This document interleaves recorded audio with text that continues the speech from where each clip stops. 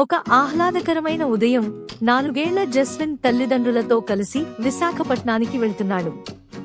మొదటిసారి రైలు ప్రయాణం.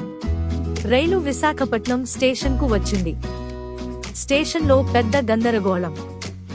జనం నడుస్తున్నారు. ఆ గందరగోళంలో తల్లి చేయి జస్విన్ చేతి నుంచి జారిపోయింది. తిరిగి చూస్తే తల్లిదండ్రులు ఎక్కడా లేరు. జస్విన్ ఏడుస్తూ అమ్మా, నాన్న అని పిలుస్తూ ఇటు అటు పరుగెడుతున్నాడు. జస్విన్ కనిపించక తల్లిదండ్రులు చాలా టెన్షన్ అయ్యారు.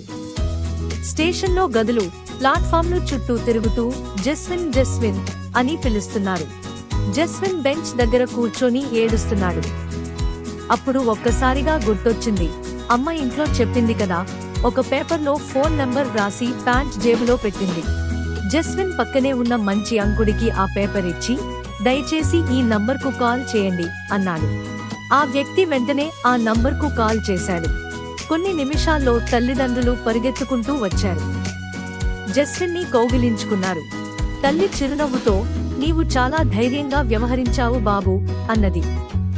నాన్న తల దులిపి, ఇకపై మేము నిన్న విడిచిపెట్టం అన్నాడు. తల్లిదండ్రులారా, మీ పిల్లలను కాపాడేందుకు ఈ చిట్కాను ఉపయోగించండి. పిల్లలు ధైర్యంగా, తెలివిగా ఉండండి మరియు మీ తల్లిదండ్రుల సూచనలు తప్పకుండా పాటించండి.